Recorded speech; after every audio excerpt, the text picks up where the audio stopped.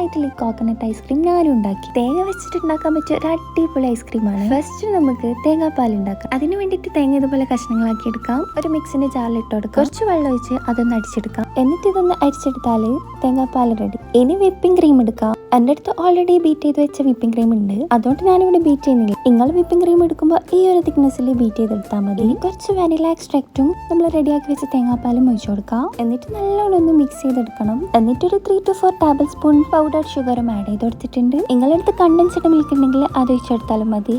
നല്ലോണം ഒന്ന് മിക്സ് ചെയ്തെടുക്കണം. എന്നിട്ട് നമ്മളെടുത്ത തേങ്ങന്റെ ചിരട്ടയിൽ തന്നെ ഇത് ഒഴിച്ചു കൊടുക്കണം. ഓവർനൈറ്റ് ഒന്ന് ഫ്രീസ് ചെയ്തെടുക്കണം. എന്നിട്ടൊന്ന് കഴിച്ചോക്ക്, അടിപൊളി ടേസ്റ്റ് ആണ്.